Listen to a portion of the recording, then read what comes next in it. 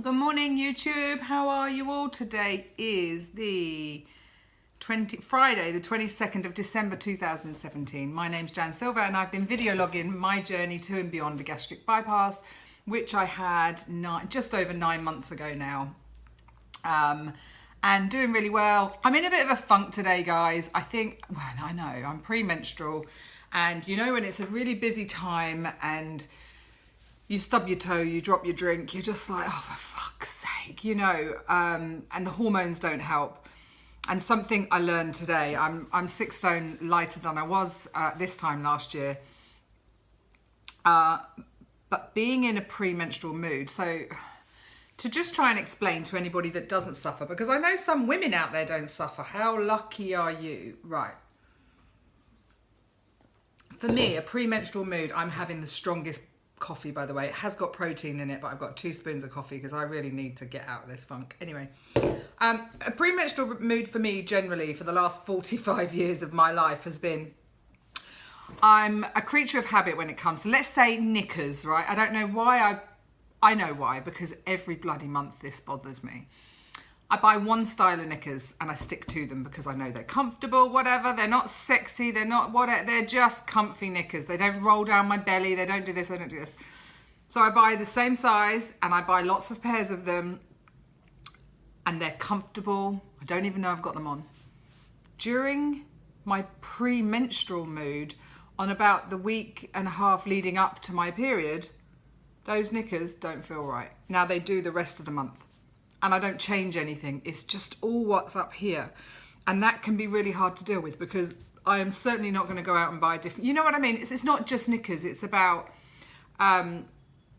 clothes, hair. Your hair won't go right. Something, you know, like I said, I'm extra clumsy today. I've already stubbed my toe and I've got an awful lot to be getting on with. And I could do without stupid little things getting in my way. Or am I that clumsy normally? And if I'm not in a premenstrual funk, then I probably deal with it better. Whereas right now, going through all of that, I want to cry or get angry, you know. So yeah, I'm in a bit of a funk today and I'm really trying to pull myself out of it. Howie's in Aggie on the driveway doing some work. He's only working till 11. And then we're going to go shopping together and get a few last minute foodie bits, which we need for the weekend. And I'm pretty on top of everything, to be honest, you know. I really am on top of things, so I'm not quite sure why I'm stressing in my head. But, so a normal premenstrual mood all these years, and of course the worst thing for me now is, and this sounds like such a shit problem to have, it really does sound pathetic, but because I'm slimmer and I take more care of my appearance, I guess, it's harder to know what to wear. Because I've already changed 3 times today. That's not me. Normally I could just bung on a pair of jeans, a t-shirt, my comfy, you know, Ugg boots, whatever, and I'm absolutely fine. I'm out the door and that's me. But because I want to look good, because I'm feeling better in myself, I'm more picky about what I wear.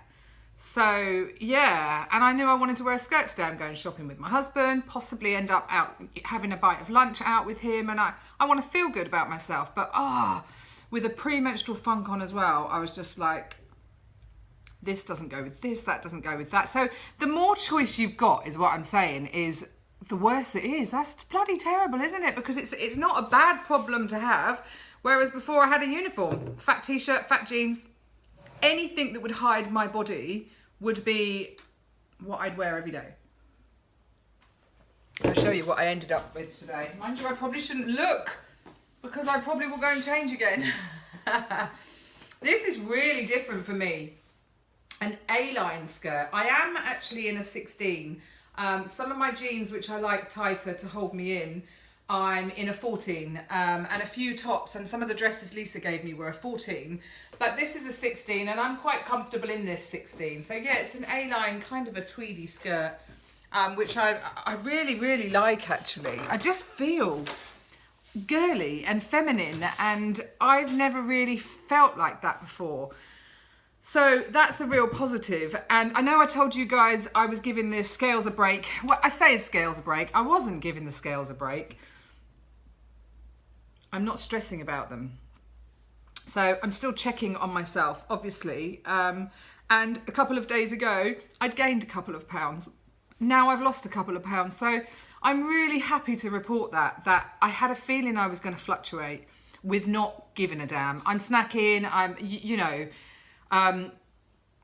this isn't everybody's idea of being a bariatric perfect patient, because I'm not one of those. This is my journey. It's very personal, and I'm just putting it out there, and I'm as honest as I can be about it.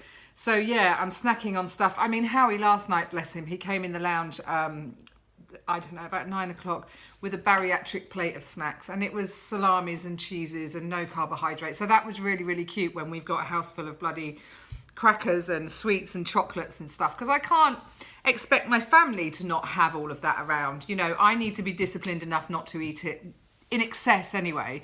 I'm going to have a snack, or a treat, and a pudding maybe over Christmas. I don't know. That'll probably come back and bite me on the arse with a massive dumping or something, but hey ho. Other than that, guys, everything's okay. Like I said, it's just a hormonal funk I'm in. I'm in it every single month. I probably rant and rave to you lot about it anyway. It is what it is, and I'm really looking forward to Christmas. I know Howie is as well. We talked about it yesterday. We're looking forward. We've got Chelsea and Mason, our two wonderful children. You know, they're going to be here. Sadly, Mason's girlfriend, Maddie's back in Texas, as you know. So that's a little bit sad. My brother Thomas will be here. He is every year. And they will come on Christmas Eve and sleep. Mason and Thomas will sleep over, and we'll play party games. And we always have a family gift on the Christmas Eve, which is something we can all do together, whether it be a game or a movie to watch or something. So we'll do that on the Sunday night. And then it will literally be up in the morning for smoked salmon, scrambled eggs and Bucks Fizz in our pyjamas, playing games. It'll be the four of us, me, Howard, Mason and Tom, until Chelsea, Max and Willow arrive. So we'll all be itching and biting on the bit, waiting for them to get here, because then we'll do presents. We'll wait for them before we exchange our gifts that Santa might have dropped down the chimney, you know, depending if you've been good, obviously. I've clearly been really good this year.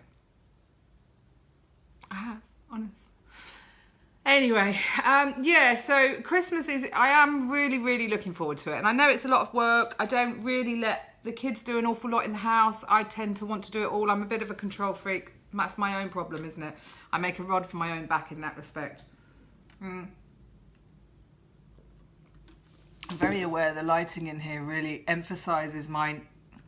I think I've added to my wrinkles up here. I did an Insta story about it the other day, because I did have Botox in the past, and they did all of my eyebrows. They did my forehead here, but they also did my eyebrows, but it really changed the way that I look, to a point that even Howie said, Jan, I'm not sure. I'm actually not sure that I like how it's made you look, you know, when you can't use your eyebrows for expression, and apparently when I smile, a lot of my smile comes from my eyes as well. So I'm gonna steer away from Botox and stick with growing old gracefully, I guess, and just embracing these wrinkles and my baggy skin, because it's part of my process. And as long as my husband loves me, it doesn't really matter, does it? So I just have to look at them, and yeah, you see I've got different things going on here, but hey ho, such is life. There was a couple of other things I was going to touch on, but I'm not sure I've got time. I suppose I've got another 4 minutes, so I guess I will. I was watching a few people's Insta stories that talk about fat shaming and when they were bullied when they were younger. And there's one girl I follow, I can't remember her name now, Lala VSG, I think. Really interesting. She didn't get on with this girl at school, cut a long story short, and years later this girl's just reached out to her. They've been and had a dinner together or a coffee together, and kind of talked about the past, and you know, without being bitchy or naming and shaming, this girl, I just think has been so lovely about it, and just realised their differences from all those years ago. And one of the things that resonates with me is she said in her Insta story, basically, nobody knows why you are where you are. So she said, we don't go around with a billboard that states, I got fat because of. she said, all people can see are the symptoms of what you know. And I just sort of thought, you know, when you sit there and you think about it and you just think, that was a really good way to put it, actually. And she's so bloody right. Nobody knows somebody else's journey. You all know my story because of what I allow you to know, you know, or what chapter you've walked in on. But nobody knows the real story. And I think the moral there was just don't judge too quickly. Don't judge at all. Don't jump to assumptions about anybody, and be nice and be kind. And I just thought, wow, you know, it really did. I think I'll put her name down below because, she's really interesting to watch and follow her story. She's had a VSG. She's not been that long out, actually, and I enjoy to follow her. I also enjoy following a lot of other people. I know I mention Dawn and Claire all the time, but they're kind of like my WLS best buds on here. You know, we chat every single day through WhatsApp, and that's been a really, really lovely friendship that we've grown through. And but I've met loads of other wonderful people through this. And I think, you know, I'm out there to try and be nice and be kind, and I will always endeavour to do that. I will never judge somebody. I'll never fat shame somebody. I'll never, you know, your story is your own. It's unique and it's personal. And who is anybody else to tell you how to live your life, how to run your life, or your weight loss surgery journey? That's it. It's simple, really. I think we should all take a leaf out of her book and just say, be nice, be kind. It's Christmas after all, guys. You know, we need to be nice and kind to absolutely everybody. So on that note, I'm going to end it there and finish my protein coffee. I think my husband's due to finish his call in a minute. So I'm going to drag his ass shopping. Oh, he's going to love that. It's going to be manic in the shops today.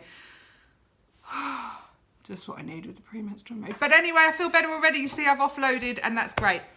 I think you're all absolutely wonderful for sticking with me and following me this far. I'm really excited about what 2018 will hold for me, and I will document it through this YouTube as I go. I hope today and the rest of the Christmas weekend is kind to every single one of you. I hope you all have a magical Christmas. I hope you all get what you deserve. I hope you get presents galore, because you've obviously all been really good, right? I know I have been. Anyway, bye guys.